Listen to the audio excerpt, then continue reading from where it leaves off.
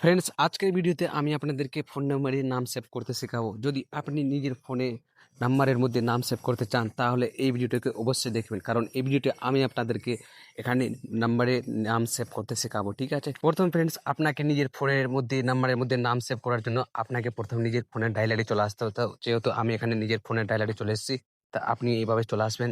আসার পর আপনি যে ফোন নম্বরে এখানে নাম সেভ করতে চান সে নাম্বারকে আগে সিলেক্ট করে নিতে হবে। ঠিক আছে, তাহলে আপনি ওখান থেকে নাম সেভ করতে পারবেন। যেমন ফ্রেন্ড দেখতে পাচ্ছেন এখানে একটা নাম্বার আছে, তো আমি আপনাদেরকে এই নাম্বারে নাম সেভ করে দেখাচ্ছি। ঠিক আছে, তাহলে আপনার বুঝতে অসুবিধা হবে না। তো ফ্রেন্ডস, এভাবে আসার পর আপনার নাম্বারে পাশে দেখবেন এখানে একটা ডট হবে, আপনার এই ডটে অপশনে ক্লিক করতে হবে। ঠিক আছে, তো এখানে আপনি ট্যাপ করে দিবেন। ট্যাপ করার পর আপনার ফোনে যে সেটিং আছে আপনার অন্যভাবেও আসতে পারে। ঠিক আছে, তো আসার জন্য আপনাকে উপরে দেখতে হবে, এখানে এখানে আপনাকে ট্যাপ করতে হবে। তা আপনি এর উপরে ট্যাপ করবেন।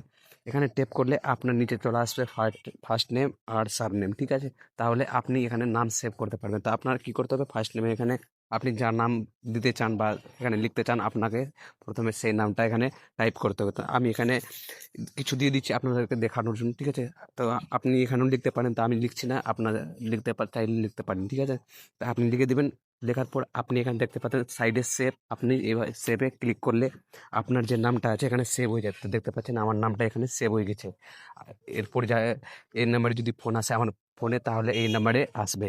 তো আপনি এভাবে করলে আপনার ফোনে এভাবে নাম্বার সেভ হয়ে যাবে আর আপনি সেভ করতে শিখে যাবেন। ঠিক আছে, তো চলো ফ্রেন্ডস, আজকের জন্য এটুকু। যদি ভিডিও ভালো লেগে থাকে তাহলে ভিডিওটাকে লাইক করে দেবেন, আর চ্যানেলে নতুন থাকলে সাবস্ক্রাইব তো অবশ্যই করবেন।